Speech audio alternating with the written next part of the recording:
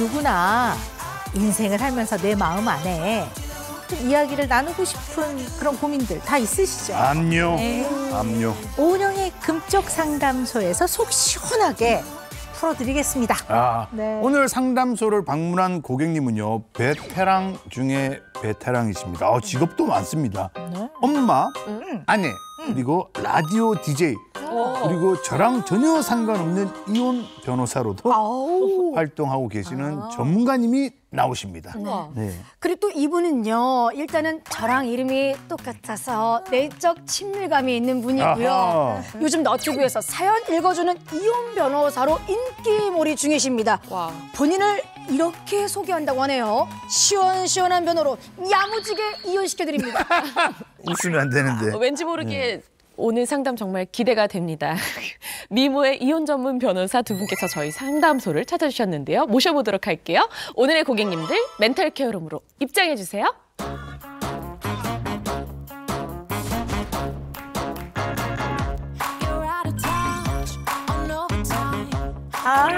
네. 오은영의 금쪽 상담소에 오신 고객님 환영합니다. 자기소개해 주세요. 안녕하세요. 양서영 변호사입니다. 법무법인 승인 대표를 맡고 있고요. 24년 차 변호사입니다. 네, 안녕하세요. 반갑습니다. 양나래 변호사입니다. 법률사무소 나래 대표 변호사로 일하고 있고요. 9년 차 이혼 전문 변호사입니다. 이혼율이 2년 만에 다시 늘었습니다. 혼인을 유지하고 있는 배우자가 우선해야 된다고 생각을 합니다. 자기 욕심을 위해서 아이를 데려가서 탈취해버리고 그게 바로 아동학대잖아요. 두 분이 결혼에는 실패를 했지만 이혼에는 성공을 해야 된다. 상가소송 준비하시는 원고분들, 피고분들 나의 사랑은 특별해. 나랑 다시 만나자 이렇게 했던 사람들 믿으시면 안 됩니다. 뻥이에요. 미친 거 아니야. 화가 나네요. 화가 나요. 솔직히.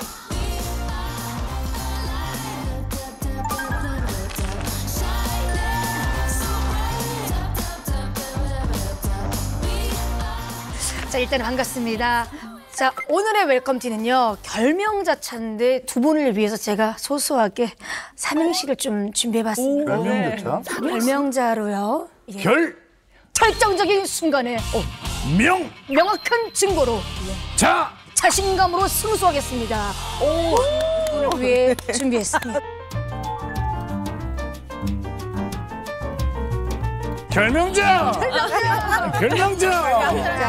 예. 결명자!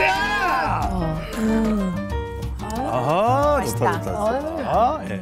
두 분은 자매는 아니신 거죠? 그렇죠. 네. 사실은 뭐 양가가 그렇게 흔하지는 않은데 또 이렇게 우연하게 보니까 양나래 변호사님도 양씨시고 그러시더라고요. 아무래도 좀 같이 방송하시는 게 불편하시겠어요. 같은 파일을 나눠 먹어야 되니까. 양변을. 예, 그리고 이혼 같은 전문이잖아. 이게 좀 불편하죠. 좀 이렇게 불편한 게 보이나요? 예, 거리감이. 그렇죠.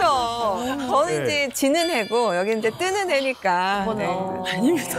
아니, 정말 제가 처음 봤는데 약간 스타 보는 느낌이더라고요. 그래서 변호사계 장도연? 재밌게 봤습니다. 예. 근데 사실 저는 오히려 제가 그 변호사님이 저를 모르실 때부터 저는 나는 포스트 양변. 우리 너무 유명하시고 사실 주변에서도 워낙에 여장부고 정말 카리스마 있게 잘하신다는 얘기를 너무 많이 들어가지고 나도 진짜 그 뒤를 잇고 싶다는 그런 야망이 있었거든요. 그래서 그렇게 말씀해 주시니까 제가 너무 원래 이렇게 변호사분들이 앞에 이렇게 쭉 해놓고 뒤에 한 방 딱 치는 거죠. 예. 야, 정신을 바짝 네. 차려야겠습니다. 오늘은 변호사님 두 분께서 나오셨기 때문에 저희가 말 조심해야 됩니다. 예. 정신 똑띠 차리고 그 말꼬리 하나 잡히면 우리 그냥 수렁으로 빠지는 거예요. 만약에 불륜이다 이러면은 저희가 그냥 생각하기는 뭐 동호회 이런 등산 동호회 그런 데서 많이 일어날 거라고 생각을 한단 말이죠. 요즘에도 그런 게 더 빈도수가 1위는 절대 변하지가 않습니다. 1위는 직장 내 불륜이거든요. 왜냐하면 모든 시간을 함께 하는데 또 내가 하는 업무를 상대가 다 알고 있어.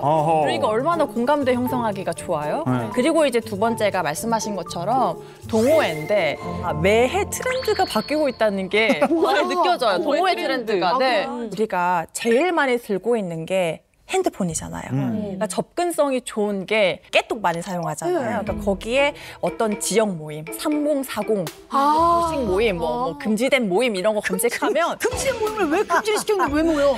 채팅방에서 그 사용되는 언어들이 있거든요. 그 일단 채팅방 이름이 뭐죠? 기남 기녀의 금사. 채팅방 이름이. 그러면 기혼 남자, 기혼 여자의 금지된 사랑. 육봉. 네. 뭐야? 뭐라고 돼 있어? 안 보이는데? 이번 주말에 육봉 탈출하신 분 있나요? 뭐라고? 이번 주말에 육봉 탈출하신 분 있나요? 알았다. 육아 봉사? 나도. 육봉이라고 하는 거? 네, 그 그랬더니 하숙생 못 이겨서 육봉합니다. 하숙생? 남편인가 보다. 하숙생이. 맞아요. 그러니까 집에서 그냥 밥만 차려주는 배우자, 그냥 밥만 먹고 나한테 학생처럼 왔다 갔다. 네. 그러니까 내가 집에서 배우자 때문에 어쩔 수 없이 육아를 하고 있다. 와. 이거는 하는 사람들이 아니면 전혀 알 수가 없거든요. 네. 진짜. 네. 일이야. 이젠 집밥 먹고 의무방어전 하는 게 지쳐요. 이건 뭐 알겠고. 근데 저도 오랜만에 집밥 먹었는데 별로. 집밥보다 마트에서 시식하는 게 더 좋죠. 이게 뭔 말이야? 이게 불륜해서 육체적 관계를 집밥은 자기 부부간의 배우자하고 관계. 하는 거고 의무방어는 그냥 의무적으로 한다는 얘기인 것 같고 맞아요. 이제 마트 시식은 외식은 뭐예요? 마트 시식은 유흥업체 같은 데 가려는 거. 마트. MT. 모텔! 그러면 이제 시식은 초성을 따면 어머. 근데 이걸 누가 가르쳐 줘요? 이 은어가 뭐라는 거? 근데 이거 어떻게 아셨어요? 자기들끼리 보니까. 저도 사실은 모르니까 저는 그냥 대놓고 물어봅니다. 왜냐면 이게 증거로 제출되려면 알아야 되잖아요. 그래서 저도 마트 가서 시식하는 거 너무 자연스럽잖아요. 그러니까. 이 문장만 보면은 그러니까 저런 게 왜 생기는 거냐면 혹시라도 배우자가 봤을 때 그래 나 집밥 질려가지고 마트 가서 시식하는 거 좋다는 말도 못해? 이렇게 되는 거잖아요. 그래서 본인들끼리 그런 은어를 만드는 거거든요. 근데 저희가 이제 소송을 하다 보면은 불륜을 하다 보면은 증거는 흘리게 되더라고요. 요새는 이제 워낙 뭐 인터넷이나 이런 거 뭐 클라우드를 많이 쓰니까 연동이 많이 돼 있으니까 아무래도 증거는 흘리게 돼서 이렇게 막 공유 열심히 해도 결국엔 이걸 우리가 어떻게 알겠어요? 다 털렸으니까 아는 거죠. 그래서 오늘 방송을 통해서 말씀드리고 싶은 거는 노력해도 털린다. 어차피 들킨다. 양나래 변호사님은 남자친구, 그리고 양소영 변호사님은 남편. 네. 의심한 적 있습니까? 후덜덜. 의심한 적 있습니까? 후덜덜. 대답하세요! 이런 적 있습니까? 의심한 적 있습니까? 아니, 제가 며칠 전에 저희 남편이 갑자기 핸드폰을 들고 후다닥 나가는데 됐어! 거기서 여자 목소리가 흘러나오고 그래서 제가 그 순간 이제 저희 남편 보통은 제 앞에서 전화를 받거든요. 근데 너무 후다닥 나가는데 여자 목소리가 나오니까 따라가서 좀 듣고 싶더라고요. 근데 제가 애써 참았습니다. 제 평소 신조가 들키지만 말아라여서 굳이 제가 가서 할 필요는 없을 것 같아서 그랬는데 지금도 궁금해요. 안 물어보셨어요? 안 물어봤어요. 기분 탓인가요? 입은 웃고 있는데 눈은 부르릉부르릉. 이 방송 보고 있는 우리 남편한테 이제 경고의 메시지를 남기는 거죠. 양나래 변호사님은 어떻습니까? 남자친구. 저는 의심을 합니다. 그리고 만약에 제가 같은 상황이라면 저는 의심이 해소될 수 있도록 물어볼 것 같아요. 네. 왜냐하면 의심을 하게 되면 의심하는 게 너무 힘들잖아요. 꼬리를 또 물죠. 네. 의심은 그래서 꼬리를 상상이 묻니다. 더 나를 힘들게 하기 때문에 그럴 때는 그냥 딱 나는 이런 것 때문에 좀 의심되는데 얘기해 줄 수 있어? 네. 근데 우리가 이제 사실 혼인율이 네. 굉장히 계속 떨어지고는 있는데요. 제가 조사를 해봤더니 작년 통계인데요. 혼인 건수가 19만 4천 건인데요. 이혼 건수는 9만 2천 건으로 집계가 됐어요. 그러니까 두 쌍이 결혼을 하면 한 쌍은 이혼한다고 보는 거죠. 진짜 대목이시네요. 대목이에요. 아니 이렇게까지 저는 이혼을 많이 할 줄 몰랐어요. 네. 정말 많이. 그래서 사실은 이제 이혼 전문 변호사 역할도 그만큼 커졌다고 볼 수 있는데요. 이혼 전문 변호사로서의 어떤 특정 직업군, 이제 이 두 분이 겪는 나름의 어려움, 정말 어떠신지도 좀 궁금도 하고, 네, 그렇습니다.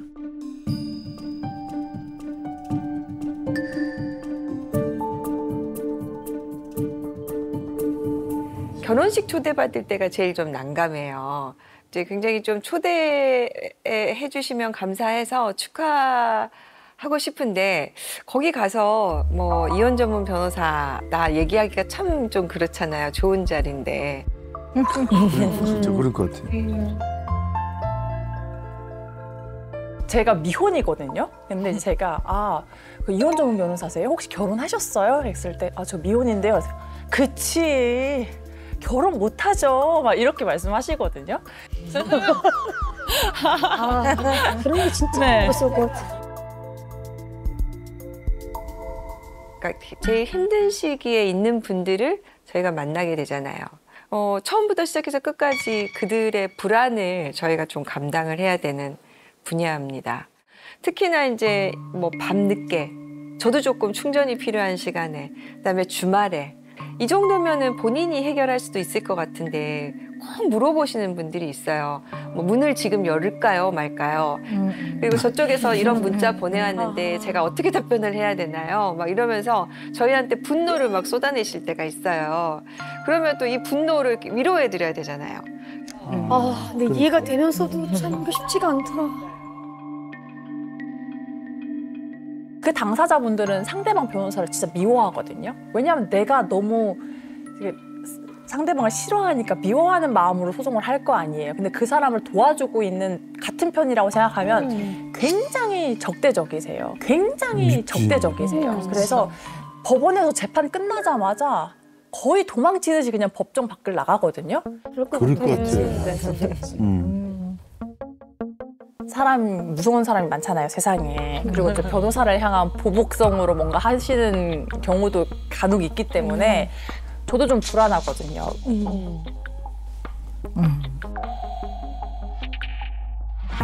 복도까지 쫓아오면서 저한테 마치 정말 한 대라도 때릴 태세로 왜 이런 소송을 제기를 해가지고 여기까지 왔느냐. 뭐 이렇게 기자 명함 만들어가지고 와가지고 저한테 이렇게 주시기도 하고 하는 거는 이제 협박이죠. 아이고, 저런. 어머, 맞아. 누군가 나를 언제든 지켜보고 해할 수 있다, 비난할 수 있다, 이런 심리적인 불안? 이게 상당히 많이 있구나 싶더라고요. 제가 사실은 넷째를 가졌다가 유산을 당하기도 했어요. 유산하기도 했어요. 저를 또 고소한 분도 있고 그래가지고.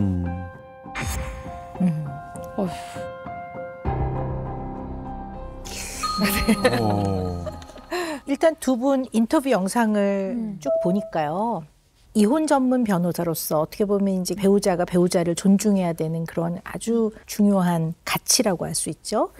이런 것들을 사실 지키는 사람들이거든요. 이혼 전문 변호사들이 무슨 이혼을 부추기는 게 아니라 이게 중요하기 때문에. 근데 보통 왜 뭐 이혼 과정은 진흙탕 싸움이다 이러잖아요. 근데 이제 이런 진흙탕 이제 싸움에 어떻게 보면 이제 같이 개입하고 있는 거잖아요. 그러니까 의뢰인의 대리가 돼서 의뢰인 입장에서는 법률적 편이 생긴 거니까 없던 거에 비해서는 훨씬 든든해지겠지만 이제 그들과 같이 이제 한 묶음이 돼서 이 진흙탕 싸움을 이제 해 나가야 되거든요. 근데 그걸로 인해 이혼 전문 변호사라는 직업적 역할에서 오는 그런 여러 가지 비난들, 편견? 예를 들면 뭐 부정적이죠. 야 남해를 갈라서게 해놓고 너네는 돈을 버니? 야 남해를 갈라서게 해놓고 너네는 돈을 버니? 뭐 이런 식으로 아니면 이제 그 사람을 변호하면서까지 너는 돈을 벌고 싶니? 너는 그렇게 돈이 좋니? 이런 나쁜 사람을 변호하면서까지 돈 벌고 싶어? 이렇게 보니까 이제 그걸 이제 고스란히 그걸 다 받아야 되니까 물론 이제 직업적인 소명의식이라든가 이런 거가 아무리 단단해도 그냥 여과 없이 그냥 받으면 힘들죠. 네. 어쨌든 저희도 직원도 월급을 줘야 되잖아요. 그러면 이제 사건이 끝나면 또 성공보수를 받아요. 이제 미국은 타임차지로 받는데 그 타임차지로 하면 결과와 상관없이 돈을 받는 거니까 변호사가 오히려 더 나쁜데 그런데도 불구하고 성공보수 줄 때쯤이면 의뢰인들이 앞뒤가 되게 달라지세요. 변호사님밖에 없어요. 변호사님이 최고예요. 너무 감사해요. 저희 사무실에 간식이 끊이기가 없어요. 계속 간식도 갖다 주시고 했던 분이 갑자기 이제 저희가 딱 이제 마지막에 돈 계산할 때쯤 되면 트집을 잡기 시작하고 해요. 그러면 그냥 솔직하게 좀 저희 이러니 좀 깎아달라. 뭐 이렇게 얘기하시면 좋은데 비난으로 돌려가지고 했을 때 이제 그런 배신감 이제 그런 거를 이제 늘 경험을 하는데 그때 이제 굉장히 좀 약간 턱턱 무너지는 느낌. 네, 그것도 뭐 언제나 이혼 재판은 상대가 존재하기 때문에 변호사가 유능할수록 두 분이 유능하면 유능할수록 일을 잘 해낼수록 상대편은 잃는 게 많은 거니까 상대편 또는 뭐 나의 의뢰인 왜냐면 결과가 나쁘면 나빠서 또 비난을 받고 결과가 좋으면 좋아서 상대방으로부터 또 비난을 받으니까 거기다가 또 이게 가족 문제니까 당사자뿐만 아니라 가족까지 더해지니까 그들의 가족으로부터 또 받는 비난이 있거든요. 그러니까 이게 뭐 내 눈덩이처럼 불어난다고도 볼 수가 있고요. 굉장히 다양한 비난을 받으시는 것 같아요. 네. 우리가 상간을 피해자, 그러니까 아내 측 입장도 있으면 상간녀라고 불리는 불륜녀의 입장도 있단 말이죠. 그런데 변호사가 무조건 한쪽만 대리하는 것은 아니에요. 그러면 이제 제가 그 불륜녀 입장을 뭐 대리하기도 하고요. 그러면은 정말로 그 조정장에서 가면 이제 보통은 당사자는 안 가고 변호사만 가거든요. 그러면 저 멀리서부터 이게 엄청 째려보시고 조정하는 데는 그렇게 돈도 버세요? 막 이렇게 근데 너무나 직설적으로 그렇게 말씀하시는 분도 많거든요. 대부분 이렇게 이제 와서 보면 나름의 다 이유가 있어요, 정말. 불륜도 다 이유가 있고 뭐 사람을 죽여도 다 이유가 있잖아요. 그래서 이제 그런 부분을 변론하는 건데 그런 게 좀 고민스러운 부분인 것 같아요. 비난뿐만 아니라 어떨 땐 위협도 당하기도 하시고 그러는 것 같아요. 근데 이제 이런 것들이 평생에 일생에 한 번이어도 되게 힘든데 이제 뭐 다양한 종류로 또 어떻게 보면 자주 있다 보니까 굉장히 영향을 많이 받을 수 있을 것 같아요. 그래서 저도 이제 형사 고소도 당해봤고. 아, 그렇구나. 민사 손해배상 책임도 뭐 당해봤고 또 사무실에 정말 쫓아와서 112를 부른 케이스도 있고. 제가 큰애를 임신했을 때 저한테 한번 협박해 오신 분이 얼굴에 하얗게 선크림을 바르고 나타났어요, 남자분이. 약간 조폭처럼 생겨가지고. 그래서 했는데 제가 임신한 배를 내밀면서 연락처랑 주민등록번호 다 보여주고 당신이 맞는지부터 남편이 맞는지도 일단 보자. 그렇게 하고 이제 112에 신고하고 뭐 이렇게 한 경우가 많은데 인류의 반은 제 적이다 약간 이렇게 생각을 하고 삽니다. 그래서 언제든지 좀 그럴 수 있다라고 하죠. 저 보통 멘탈 아니면 진짜 하기 힘든. 그거 누군 이기고 누군 져야 되니까. 맞아. 그 이제 법정에 가면은 이제 법원에 흉기 들고 오는 분들도 있어서 그래서 이렇게 검색대 서비스가 굉장히 강화돼 있습니다. 저 같은 경우는 제가 지금 뭐가 됐든 간에 제 일상을 보여주는 관찰 예능을 오래 하고 있잖아요. 근데 이제 아무래도 집이 좀 오픈되다 보니까 뭐 집 앞에서 뭐 그냥 자연스럽게 그냥 여기 박나래 집이잖아 하는 게 소리가 다 들려요. 근데 거기까지도 괜찮은데 어떤 이제 목적을 가지고 오셔서 저를 꼭 만나야겠다고 이렇게 집 앞에서 막 10시간이고 기다리고 있으면은 제가 어떻게 해야 될지 모르겠는 거예요. 한 번은 저희 엄마가 문을 열어준 적도 있어요. 아는 사람인 줄 알고. 근데 아예 모르는 사람이고 그래서 뭐 돈을 빌려다는 사람도 좀 있었고 그래서 이걸 어떻게 해야 될지 모르겠는 거예요, 진짜로. 그래서 집이 알려져 있어요. 그 얘기를 좀 나누고 싶대요. 근데 제가 거기서 뭔가 도와줄 수 있는 부분이 없는데 와 이거는 이게 쉽진 않구나라는 생각을 좀 하죠. 제가 저는 이혼 사건에서 남편분을 대리했던 적이 있어요. 근데 그분이 아내의 그 의부증으로 인해서 너무 신경쇠약에 걸릴 정도로 힘들어서 이혼 소송을 제기한 거였거든요. 제가 이제 선임해서 소장을 보낸 이후로 저희 사무실로 전화가 계속 오는 거예요. 양날의 변호사라 내 남편이 바람이 나가지고 지금 지금 이혼을 부추기고 있다. 지금 이혼을 부추기고 있다. 아휴. 빨리 이런 변호사는 없어져야 되고 빨리 이 불륜을 해결해야 되나 하면서 전화가 너무 많이 오는 거예요. 그래서 일단 저희 직원분들이 그 번호를 확인을 하고 이제 안 받기 시작했죠. 근데 제가 이제 재판을 갔어요. 근데 이제 법원 정문 앞에 이제 가고 있었어요. 인사하고 가는데 갑자기 그분이 막 뛰어와가지고 무서워. 야, 이 불륜이야. 네가 내 남편 꼬쉈잖아 하면서 소리를 막 지르는 거예요. 근데 그 옆에 상대방 변호사님도 계셨거든요. 근데 웬만해서는 그걸 좀 말려주시잖아요. 근데 그 변호사님도 그 상황이 너무 난처했는지 이렇게 보고 도망가시는 거예요. 그렇다 보니까 그 이후에는 더더욱이 재판이 끝나면 정말 총알처럼 당사자분이 오는 재판은 총알처럼 이제 돌아갑니다. 그러네요. 네. 궁금한 게 왜 영화 보면은 갑자기 다른 증거들이 나와가지고 변호사들은 막 이거 그거는 저희가 막 이렇게 얘기했잖아요. 근데 이거는 다 이렇게 오픈해서 얘기를 하나요? 어때요? 왠지 좀 숨길 것 같아, 자기한테 불리한 거는. 처음에는 아무리 이제 변호사라도. 얘기해 주셔야 된다고 하는데 그러는 분들이 대부분이긴 한데 진짜 아닌 분들이 있죠. 끝까지 발뺌하다가 증거 나타나야 얘기하시는 분들. 근데 정말 뒤통수 맞아서 당하는 경우도 가끔 있기는 해요. 절대 아니라고 했는데 저희는 이제 남편이 의처증이다 이래가지고 정말 솔직히 말씀드리면 거의 남편을 박살을 내놨어요. 재판에서 이상한 사람으로. 그래서 저희가 딱 승소 직전이야. 근데 의뢰인분이 계속 안 나타났는데 마지막에 이제 판결 직전이니까 나타났어. 근데 살이 쪄서 왔어요. 살이 많이 찌셨더라고요. 근데 우리가 스트레스 받으면 살 찌잖아요. 그래서 스트레스가 많으셨나 보다 했더니 출산을 하신 거예요. 어머. 뭐야? 정말 바람을 피워서 그 사람은 아이를 낳은 거예요, 그 사이에. 어머. 그래가지고 정말 법원에도 저희가 어떻게 할 수, 왜냐하면 저도 같이 거짓말을 한 게 되잖아요. 그렇죠. 이제 그렇게 할 때는 변호사도 뒤통수를 막으죠. 그렇게 만약에 그런 식으로 좀 한번 세게 맞으면 좀 일반 사람들 만날 때도 좀 잘 안 믿을 것 같아요, 사람들. 네, 그렇죠. 그런 경험이 자꾸 이제 한 겹 한 겹 쌓이면 어떻게 보면 이제 다른 인간관계, 꼭 의뢰인이 아닌 다른 인간관계에도 어쩌면 영향을 좀 줄 수도 있고. 근데 이제 두 분을 이제 만나 뵙기 전에 미리 이제 몇 가지 좀 체크를 하시라고 드렸어요. 여기 너무 궁금해요. 너무 궁금해요. MMPI라는 게 있는데 그 문항 몇백 개 많은 거 되게 재밌는 결과가 나왔어요. 네, 흥미로운 결과가 나왔는데요. 다른 분이시잖아요, 두 분이. 근데 두 분이요 공통적인 게 나왔어요. 깜짝 놀랐어요. 진짜요? 네네네. 우리가 여러 가지 이제 검사를 진행하다 보면 공포를 알아볼 수 있는 소항목이 있어요. 근데 두 분이 다 많이 상승돼 있더라고요. 공포. 그냥 불안, 약간의 불안이라기보다는 공포 수준이라고 볼 수가 있는데요.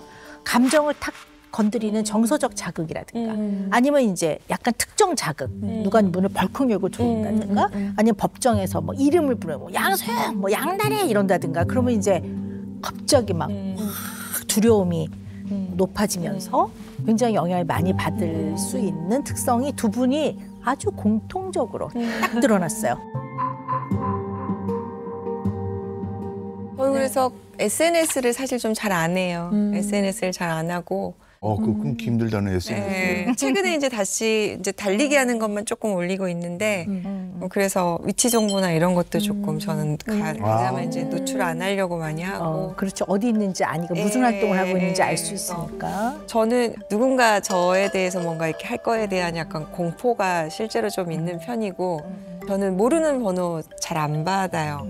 그래서 이제 그분이 다시 저한테 문자 줘서 나 누구다라고 밝히면은 이렇게 제가 대응을 하는 편이고 애들이 걱정이 좀 될 때가 연락 안 되면 정말 오만 생각을 다 하게 되고. 그렇죠. 네. 엊그제도 이제 꿈에 갑자기 막 저를 죽이려고 막 이렇게 달려드는 사람을 피해서 하는데 너무 공포스러웠는데 어떻게 할 수가 없었어요. 근데 그런 이제 마음속에 있는 공포가 좀 있는 것 같아요. 그래서 이제 육체적으로 문제가 안 나타나면 이제 공황 장애 시작일 수도 있다 이렇게 저도 그렇게 얘기를 하더라고요. 그래서 요새 이제 아침에 제일 힘든 게 불안이에요. 저는 좀 방금 놀라웠던 거는 누구나 다 그런다고 생각을 했었거든요. 아, 그렇구나. 저는 그래서 지하 주차장에서도 꼭 이렇게 조금 입구 쪽 있잖아요. 그쪽 주차자리를 좋아하거든요. 구석에서 주차하고 걸어오는 게 너무 무서워가지고.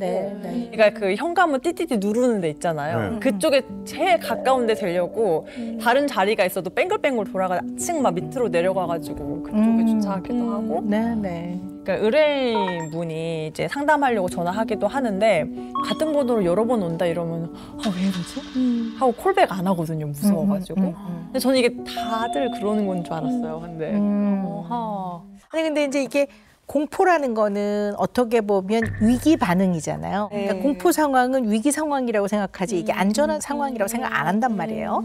근데 일상에서도 이 공포를 느끼는 수준이 되게 올라가 있으면 전쟁이 아닌 평화인데 마치 전쟁 같은 상황으로 매일을 지내고 있다고 볼 수 있거든요. 왜 전쟁 중엔 늘 이렇게 과도하게 각성돼 있고 조금 소리 나서 이렇게 되고 언제나 무슨 경계 경보나 이런 게 있으면 도망을 가야 되고 이런 상황이니까 마치 그거와 유사하게 공포도 불안의 일종이죠. 근데 이제 공포를 느끼게 될 때는 나를 이렇게 불안하게 하는 나를 이렇게 공포감을 느끼게 하는 것이 무엇인지를 본인이 아는 게 되게 중요해요. 알아야 돼요. 아, 이것 때문에 내가 지금 현재 불안하구나. 이것 때문에 내가 이렇게 두려운 마음이 드는구나. 일단 아는 게 중요하고요.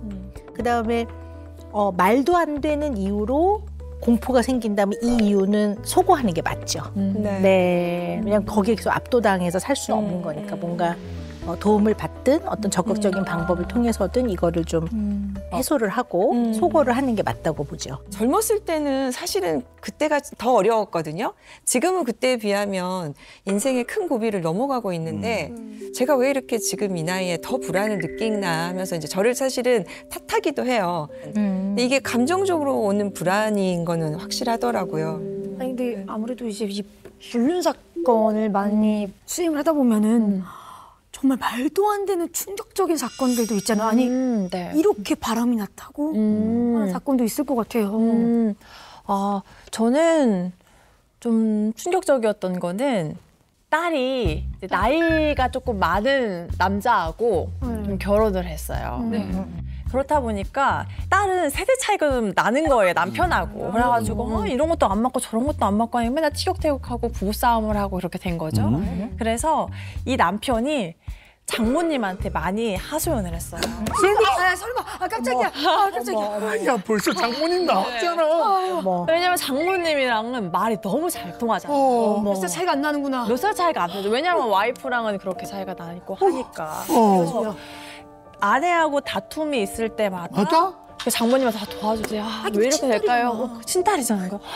우리 딸이 좀 그렇죠. 막 이렇게 했는데 아니 아내가 생각할 때 이제 나중에 남편이랑 싸우고 나서 남편도 나가네? 혹시나 해가지고 뭐지? 하고 엄마 집에 가봤더니 이제 엄마랑 남편이 불륜을 하고 있었던 거예요. 친엄마예요? 친엄마예요. 오마이갓. 친엄마인데 이제 그거는 당사자들 간의 감정의 문제를 넘어서 이제 가족들도 완전히 해체되는 게 되거든요. 그러니까 좀 충격적이었던 게 아내가 외동딸이었어요. 근데 이제 엄마의 자매, 그러니까 이종 사촌 언니가 있는 거죠. 근데 거기도 외동이고 나도 외동이고 하니까 엄청 친하게 지냈어요. 그래서 처음에 남자친구 생겼을 때도 소개해주고 결혼하면서도 뭐 소개해주고 같이 뭐 소개팅 해줄까 이런 것도 많고. 근데 소개해주지 마. 이제 출산을 하고 나서 이제 가까이 있는 게 친척 언니고 하니까 맨날 불러가지고 같이 육아도 하고 집에서 시간을 많이 보냈어요. 근데 남편도 자연스럽게 있었죠.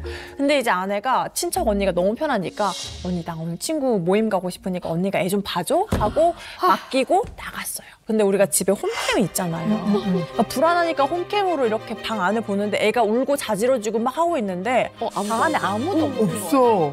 그래가지고 이제 너무 놀래가지고 정신없이 집에 왔는데 안방에서 이제 언니랑 남편이 그렇게 하고 있는 거예요. 또리로리로. 근데 그렇게 됐을 때 사실은 누가 봐도 그냥 잘못한 사람들이잖아요. 친척 언니 너무 잘못했잖아요. 근데 그 이모가 아내한테 뭐라고 했냐면 그러니까 네가 네 남편 간수를 잘했어야지.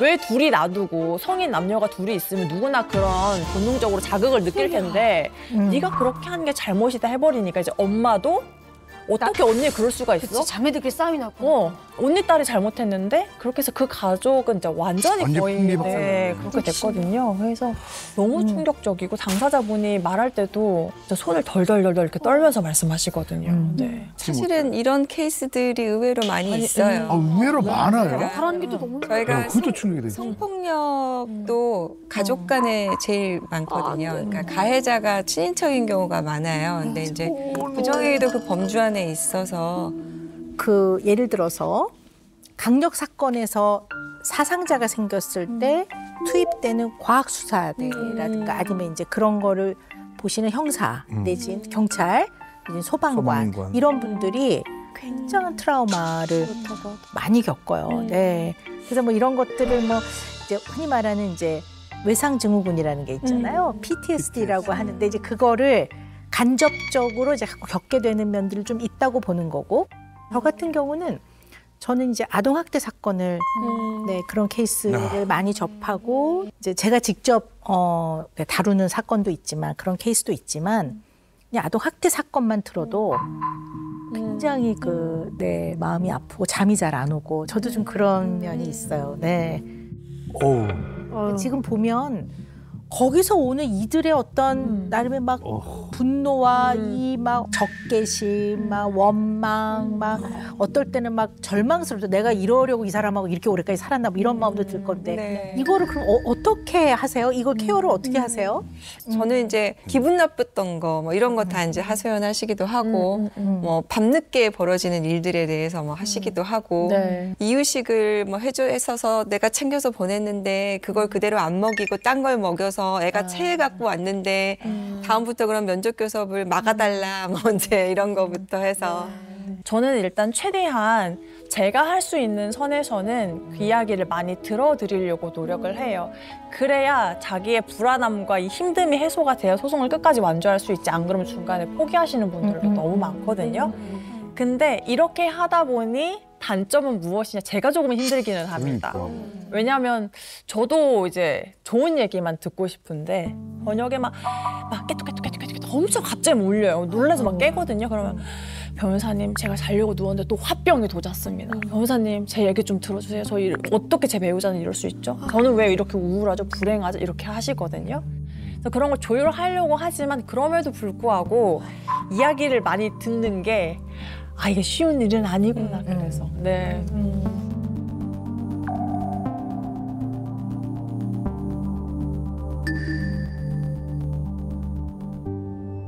제가 그 장점이 듣는 걸 잘하는 거거든요. 이제 듣고 공감하고 이런 걸 하다 보니까 물론 증거 영상 중에 막 그 뭐 욕설이 엄청 막 많은 녹음 같은 거 있잖아요. 그런 거 들으면 저도 너무 기분이 좋지 않아요. 사실 진짜 제가 듣도 보도 못해요. 그냥 뭐 짱시옷 들어가는 욕은 기본이고 그냥 어떻게 그렇게 사람을 찢고 나누고 할 수 있는 욕들 있잖아요. 그런 것들 정말 많이 하고 또 뭐 옆에서 애기 우는 소리가 계속 들리고 있는데도 애기가 듣는 거는 뭐 신경 쓰지 않고 계속 욕하는 걸 들으면 또 이거를 애기가 있는 데서 해야 되나? 저는 그거를 이제 남의 일이라고 생각하려고 해도 내가 그거를 막 듣고 나면 진짜 내가 그 욕을 먹은 것처럼 좀 기분이 안 좋거든요. 그런 소리를 들으면 상상이 가잖아요. 갑자기 막 도대체 왜 이래? 이러면은 너 내가 그렇게 하지 말랬지? 하면서 뭔가가 깨지는 소리가 들린다면 살려줘! 이렇게 하면은 그냥 소리만 들어도 그 상황이 상상이 가잖아요. 그것과 함께 증거로 다친 사진까지 같이 보면 그냥 그 상황이 다 눈에 그리워진단 말이에요. 그래서 그러는 것들이 조금 힘들죠. 네. 저도 사람인지라 유독 더 마음이 가는 의뢰인분들이 계십니다. 정말 어렸을 때부터 어려운 환경에서 너무너무 착실하게 잘 살아왔고 이제 가정을 꾸리는 게 꿈이어서 그냥 가정을 잘 꾸렸는데 배우자가 너무 폭력적이고 경제적인 것도 뭐 한 달에 10만 원 줘놓고 그걸로 막 일일이 뭐 어디에 썼는지 지출 확인하게 하고 뭐 병원 가려고 뭐 병원비 하면은 너 7천 원 들어갔는데 왜 1만 원 달라고 하냐, 너 나머지 3천 원 어디다 쓴 거냐, 이런 식으로 좀 되게 숨막히게 하는 것들 있잖아요. 그러니까 너무 행복했으면 좋겠는데 왜 이런 상황에 놓여 있지? 너무 안타까웠어요. 근데 그분이 저희 엄마랑 나이도 같고 딸이 있는데 딸도 저랑 나이가 같은 거예요. 그러니까 괜히 뭔가 마음이 가고 우리 엄마 같고 그런 생각이 좀 들었거든요. 몰입된다. 재판 절차상으로 필수적인 절차를 진행을 하는데 근데 거기에서 이제 우리가 생각한 것과 정반대로 이제 얘기를 다 하기 시작을 했죠. 그러면 이제 당황스럽잖아요. 왜냐하면 우리한테 유리하게 얘기를 할 거라고 생각을 하고 진행을 했는데 불리하게 얘기를 했으니까. 그래서 이제 옆에서 계속 우시더라고요. 근데 이제 저도 울면 안 되는데 법정 안에서 제가 눈물이 나는데 눈물이 멈추지는 않는 거예요.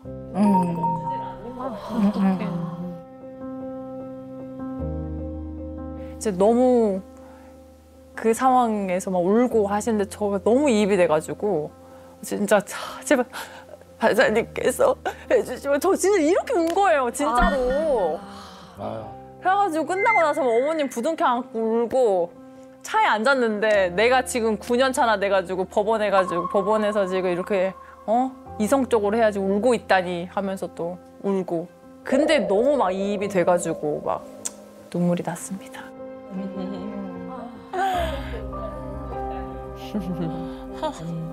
오히려 전연차 때보다 감정이입은 더 크게 하고 판결문이 송달되면 아직도 좀 떨면서 보고요. 이제 판결 선고 많이 막 2개, 3개씩 잡혀 있는 날은 정말 심장이 두근두근합니다.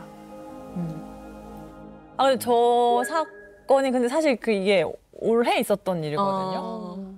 근데 지금도 감정이 지금 약간. 근데 왜냐면 그 어머니께서 결국에는 제가 가지 않았으면 하는 방향으로의 선택을 하셨거든요. 그러니까 그래서 더 나중에는 제 어머니 설득하면서 어머니 제가 변호사 생활 9년 하면서 판사님 앞에서 울어보기도 처음인데 이 울음이 이렇게 의미 없이 되게 하지 않으셨으면 좋겠다고도 했는데 그냥 당사자분의 선택이잖아요. 그래서 존중을 하기는 했거든요. 근데 그날 또 하루 종일 조금 마음이 먹먹하기는 하더라고요. 그래서 이게 사실 의뢰인분들이 좋아하실 때는 굉장히 좋아하세요. 왜냐하면 제가 그만큼 의뢰인분들하고 소통을 하면서 내 이야기처럼 되게 감정을 담아서 해주면 굉장히 우리 쪽에 유리하게 잘 진행을 해주시기는 해요. 솔직한 말로. 그래서 의뢰인분들 되게 좋아하시죠. 근데 그게 좀 힘든 날들은 나 너무 변호사하기에 안 맞는 사람인가? 이렇게 하면 프로답지 못하는 건데. 그래서 그날도 사실은 감정이입이 돼서 속상한 거 반. 집에 가는 데네. 나는 프로가 아닌가 봐. 근데 이게 잘 고쳐지지 않는 것 같아요. 지금도 약간 눈물이 나지 않게 정말 애쓰고 있습니다. 네. 그럴 때가 있어요. 그러니까 정말 억울하면 저희도 지금도 눈물이 나요. 그쵸, 왜냐면 울컥할 네. 수밖에 없어요. 근데 저는 이제 목소리가 좀 떨려요. 그럴 때는 눈물도 눈물이지만 제가 약간 이렇게 목소리가 이렇게 떨리면서 이렇게 가늘게 나와요. 저희 그러면 양 변호사님처럼 약간 좀 너무 창피하다. 네, 감정이입을 완전히 하기는 어렵죠. 완전히 배제. 그럼요, 인간인데요. 근데 이제 감정의 동물이니까 절대 울면 안 된다 이런 거는 없지만 본인이 이렇게 감정이입을 많이 하게 되는 그 이유가 뭐라고 생각하세요? 왜 그럴까? 물론 마음이 따뜻해서지. 근데 왜 그럴까? 생각해 봅시다. 왜 그럴까요? 뭔가 그 사람 인생에 너무 중요한 순간이잖아요. 그러니까 내가 이 사람의 인생을 모든 걸 결정짓지는 않겠지만 되게 중요한 순간에 큰 역할을 한다고 생각하다 보니 두려움, 좀 책임감 이런 게 있다 보니까 더 내 일처럼 생각하고 내 감정으로 생각하는 거 아닐까 싶어요. 아까 왜 MMPI 설명드렸잖아요. 네네네. 그 중에서 우리 양나래 변호사님의 특징이 어떤 게 있었냐면 유독 옳음과 도덕적인 거에 공정함 이런 거가 다른 사람보다 굉장히 높더라고요. 그러니까 이거는 부당해, 이건 옳지 않아 이런 거가 있을 때 그리고 또 타인의 어떤 감정에 그 이입하고 공감하는 것도 굉장히 높더라고요. 이 두 가지가 딱 맞물리면 그러는 것 같아요. 형사 사건은 가해자와 피해자가 있다면 너무 명확하니까. 근데 예를 들어 나쁜 쪽의 변호를 할 때는 네. 도덕적인 거와 네. 옳음에 벗어나 있으니까 이 두 가지 중에 하나는 빠지니까 덜 마음이 요동을 치고 네. 뭐 이 사람이 맞긴 맞지만 그렇게 감정적으로 이렇게 애틋하고 그러지 않은 사건들도 네, 있잖아요. 있어요. 그럼 네, 이 두 가지 중에 이게 빠지니까 네 그럴 땐 좀 덜 요동이 치는데 네. 이 두 가지가 딱 같이 딱 맞물릴 때 마음이 굉장히 요동을 치는 것 같아요. 네. 그런 특징이 있으신 것 같아요. 네. 진짜 신기한 네. 반응 것 같아요. 네. 약간 제가 신점 보는 느낌이에요. 그래서 조금 저도 약간 저만의 기준이라고 하면 누구나 잘못은 할 수 있잖아요. 한 번은 실수도 할 수 있고 본인이 잘못하신 거 아시죠? 이렇게 이거 잘못했잖아요. 근데 그거를 변호사님 왜 저를 이해 못하세요? 변호사님 저는 진짜 너무 사랑했고요. 그 배우자가 남편 관리를 잘 못해서 그랬고 그다 배우자 정말 별로예요. 이렇게 얘기하면 저도 화가 나거든요. 변호사님, 네. 못소리시죠? 아닙니다. 한 번이라도 뜨거운 사랑을 해보셨어요? 정말 네. 사랑을 해보셨다면 어떻게 그런 말씀을 하실 수 있어요? 예? 그럴 때에는 선임료를 아주 높게 부르고 저는 3천만 원 이상 들어갑니다. 이렇게 얘기를 하면 알아서 안 오십니다.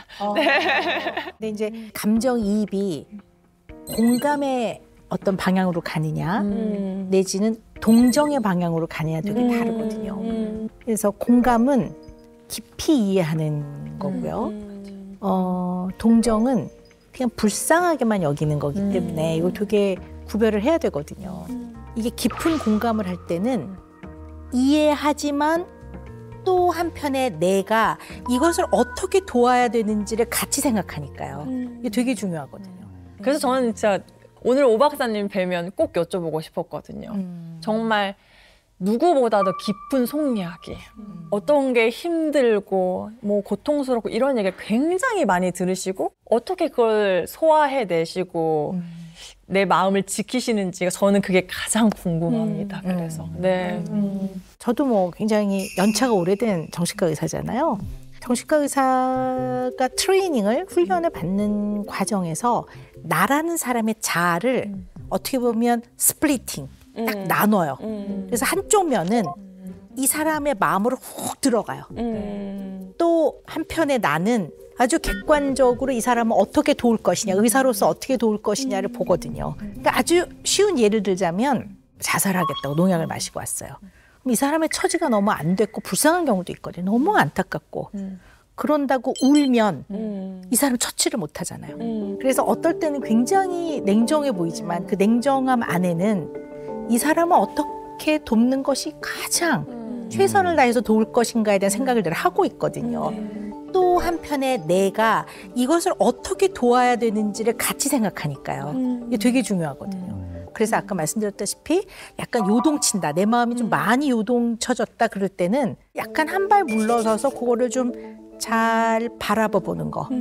그리고 조용히 눈을 감든 뭘 하든 생각을 정리해보고 마음을 조금 더 정리해보는 그런 과정을 중간에 가지시면 따뜻한 마음은 그대로이고 옳고 그름을 보는 도덕적인 기준은 그대로이지만 조금은 평정심을 가지고 그 의뢰인을 대하는 게 좀 가능하지 않을까. 이런 것들이 더 많은 경험을 하고 연차가 더 이렇게 경력이 쌓이고 그런다면 아마 요거가 잘 통합이 돼서 두 가지가 아마 가능해지시지 않을까 싶어요. 네네. 우리 그 양소영 변호사님은 어떠세요? 저는 사실 이제 너무 안타까웠던 사건이 이제 가장 최근에 있었던 사건 중에 하나가 간단한 부부 싸움이었어요. 그런데 이제 어디 내 아들한테 대들어? 그렇게 하고 시어머니가 아들을 이혼을 시켰는데 그 부인이 임신 중이었어요. 그래서 우리는 절대로 이혼할 수 없다. 라고 해서 왜냐하면 그 정도 부부싸움은 누구나 하는 거고 정말 특별한 부부싸움이 아니었고 부부싸움의 원인을 제공한 건 실제로 남편이기도 했기 때문에 그리고 둘 사이에 개선이 될 여지도 좀 있어 보였어요. 그래서 이 정도면 곧 소치아가 들어오겠다 싶었는데 결국에는 시어머니가 끝까지 해서 이혼을 시켰어요. 아이가 그 사이에 건강이 좀 많이 안 좋아졌어요. 아유 저런. 그 아이를 그럼 어떻게 책임지고. 그러니까. 사실은 임신 중에 소송을 거니까 제대로 애가 뱃속에서 컸겠냐고. 그래서 그래서 했는데 그게 진짜 가슴이 아팠어요. 새 아이의 엄마다 보니까 네. 조금 아무래도 자녀가 있는 미성년자 애들 조금 더 네. 좀 심리적 부담이 있으시겠어요. 아무래도 그렇죠. 이제 그 과정에서 아이들이 어쨌든 한부모 가정에서 자라야 되고 연락이 뜸해지거나 아니면 연락이 끊기거나 하는 상황에 빠지는데 그러면 이제 그때는 어떻게든지 이혼이 좀 안 되는 방향으로 막고 싶은 생각이 조금 있긴 합니다. 그래서 그런 게 좀 고민스러운 부분인 것 같아요.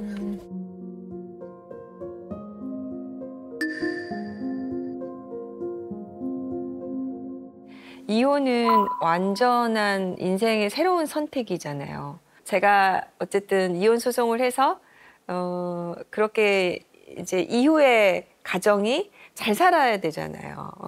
근데 이제 아이들한테는 어느 날 갑자기 한부모 가정의 자녀로 되는 거잖아요. 그러니까 아이들의 박탈감도 굉장히 클 것이고, 그러니까 아이들로부터 부모를 뺏는 것이 아닌가.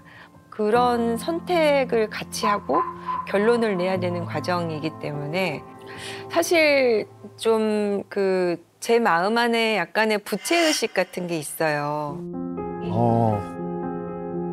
그렇죠. 그렇죠. 그럴 것 같아요. 저희가 선고 전날이면은 잠이 안 오기도 하고 결론을 앞두고 있을 때 그럴 때 이제 좀 꿈을 많이 꾸죠. 내가 저기에 가야 되는데 이 발이 안 움직이는 거예요. 진흙에 빠져가지고. 그래서 이 발을 들 수 없는 뭐 그런 꿈. 뭐 시험이 내일인데 내가 변호사 자격이 박탈됐다고 막 해가지고 하는 꿈. 어떡해. 이게 제일 싫은데. 저도 그거 엄청 많이 꿔요. 진짜 이혼 전문 변호사라는 직업 너무 힘드실 것 같아요. 본인이 하는 일에 있어서 부채의식까지 느껴야 될 정도라는 거는 참. 진짜 실제로 지나가듯이 하시는 분이 근데 왜 이혼 전문 변호사인데 양 변호사는 이혼을 안 했어요? 그래서 이혼 전문 변호사인데 본인은 애 잘 키우고 있네? 이렇게 비아냥거리실 때 그럴 때는 정말 이렇게 약간 비수 꽂힌 느낌? 아니 그럼 성형외과사는 다 고쳐야 됩니까? 몇 쌍이나 이혼시켰어? 막 이럴 때 되게 막 슬프죠. 네. 아우. 뭐 사실 그렇잖아요. 아이들이 공부를 하려고 그래도 정서적으로 안정이 돼야 공부를 하지. 정서 안정이는 어떻게 공부를 하겠어요. 그러니까 그래서 사실은 미성년 자녀 가정의 상담 올 때는 가능하면 좀 이혼을 안 하는 방향으로 많이 하려고 되게 노력은 하는데 또 그게 또 답은 아니니까 계속 싸우는 모습 보여주느니 헤어지는 게 낫기는 하는 경우도 또 있으니까. 그런데 얼마 전에 한번 이제 의뢰인분이 상담을 오셨는데 이제 이렇게 이혼을 하게 된 상황에 대해서 아이하고 한번 의견을 나눠봤느냐 한번 여쭤봤는데 중학생 정도 됐으니까 이제 대화가 되니까 그 아이가 너무 아무렇지 않게 나는 괜찮으니까 엄마 알아서 하라고 했다고 하는 거예요. 그 순간 저는 이 아이가 너무 걱정이 됐어요. 어떻게 아무렇지도 않을 수가 있어요. 그래서 그렇지 않을 것이다. 아이 상담을 조금 아이부터 상담을 좀 받아보자. 여기서 애가 무반응이라는 거는 아이가 지금 굉장히 아플 것 같다. 그렇게 해서 조언해서 제가 이제 오은영 박사님에서 제가 자꾸 SOS 많이 쳐요.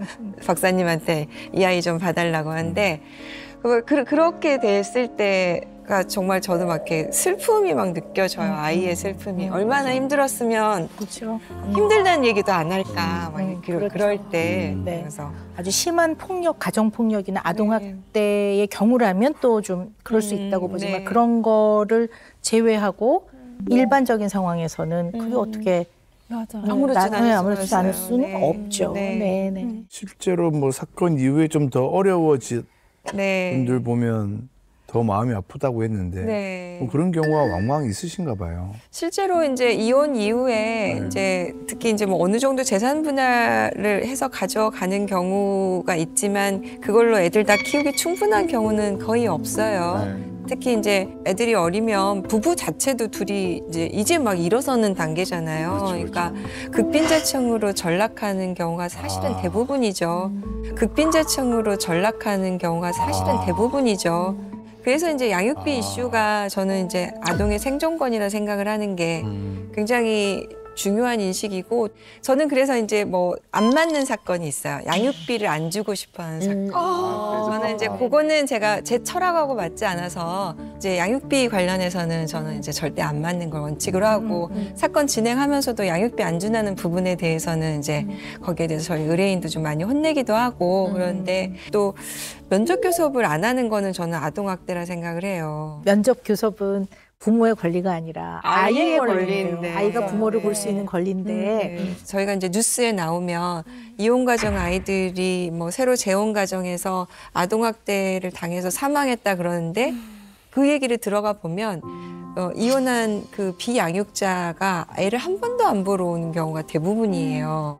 막 그런 기사 나오면 그때 이제 저는 막 약간 다 제 책임인 것 같고 다 제 책임인 것 같고 그래서 이혼 전문 변호사들이 정말 제대로 된 이 상황을 어드바이스 안 하면 정말 큰일 난다 뭐 이런 생각을 좀 하게 되죠. 네. 그 양소영 변호사님은 많은 케이스를 다루면서 승소도 하고 패소도 하고 이런 과정에서 이제 아이들이 어떤 것들을 경험하면서 어떻게 지내는지를 많이 경험을 했기 때문에 물론 승소는 해야 되겠지만 승소에만 국한되는 게 아니라 양육권의 문제에 있어서는 이 아이들에 대해서 굉장히 미안함을 갖고 있는 것 같아요. 어느 한쪽은 자주 못 보는 거니까.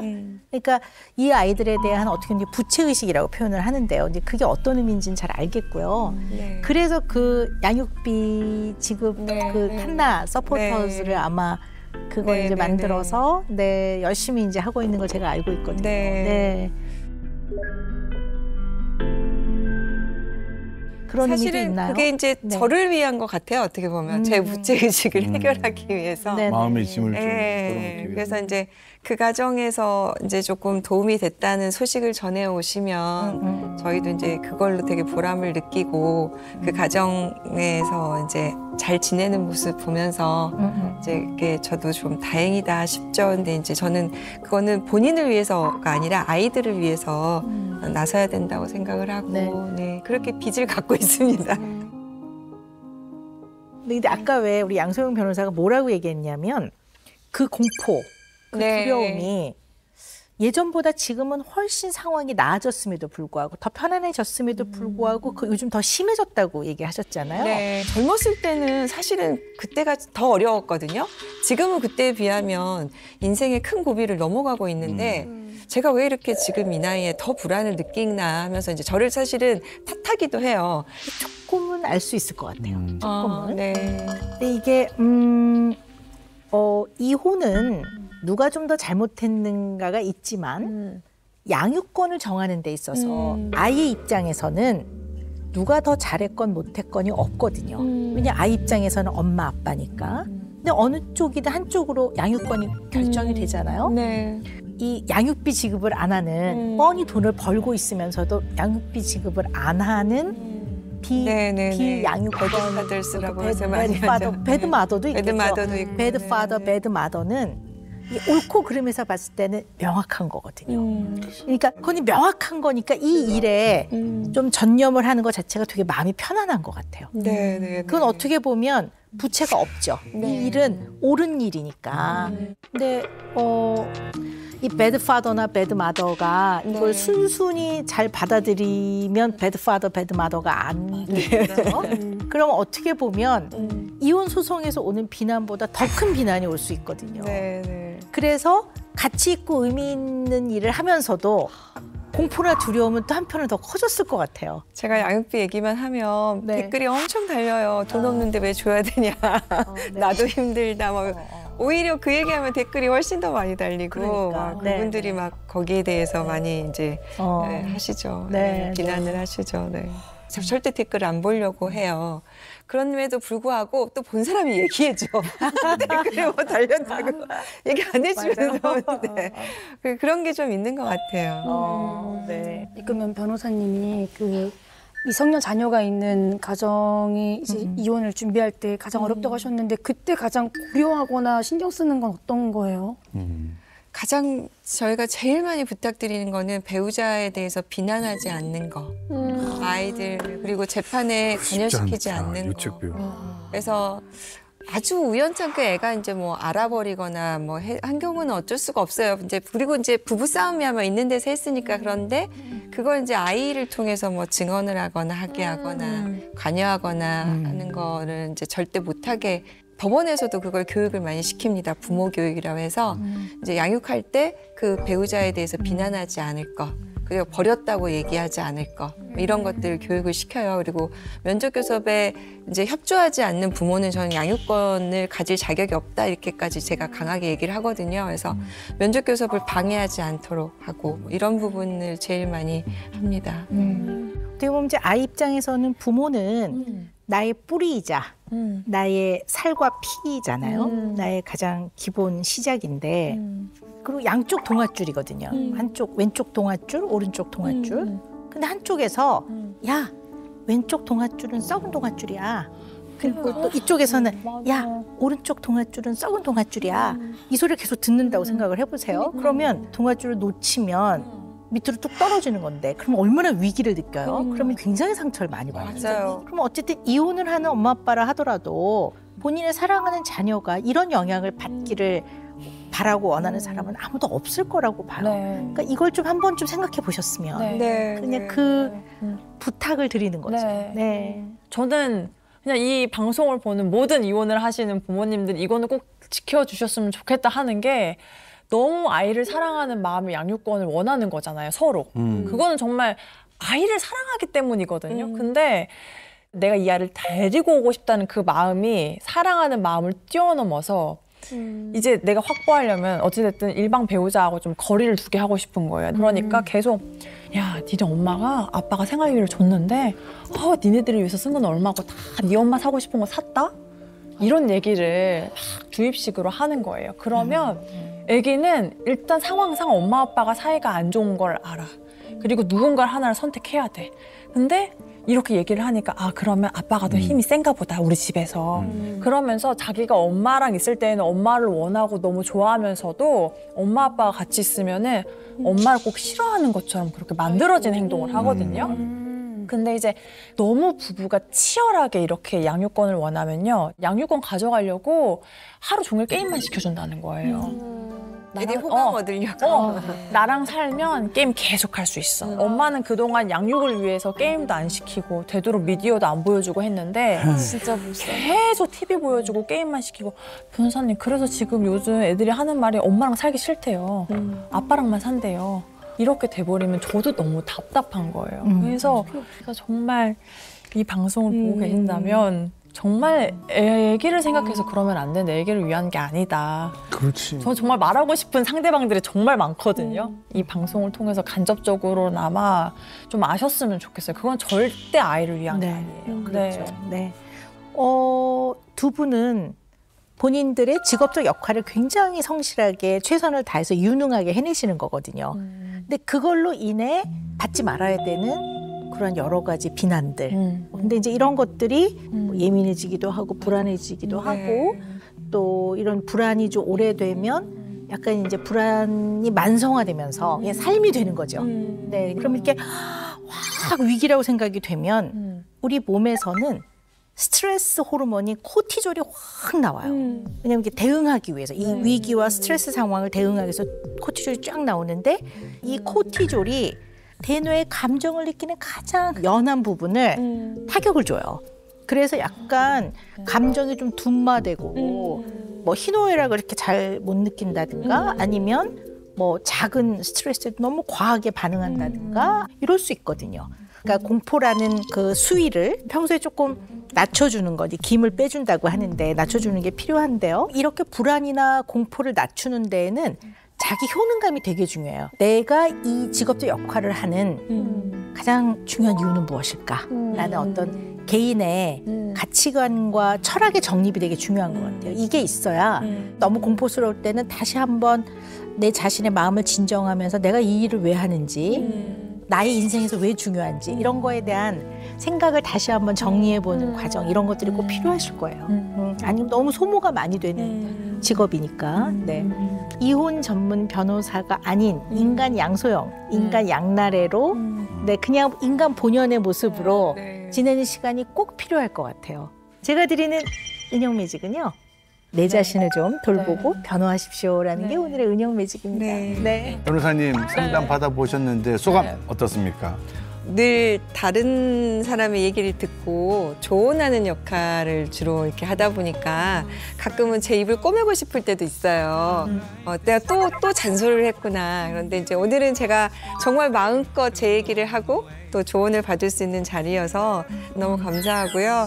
저는 이제 뭔가 제가 공포의 원인 혹은 내가 이게 정말 공포였는지 이런 거를 알 수 있는 기회가 없잖아요. 그래서 너무 뜻깊은 시간이었고 저는 저를 더 사랑할 거예요. 네, 여러분 세상 속 모든 고민을 속 시원하게 풀어드리겠습니다. 오은영의 금쪽 상담소로 많이 놀러 오세요. 놀러 오세요.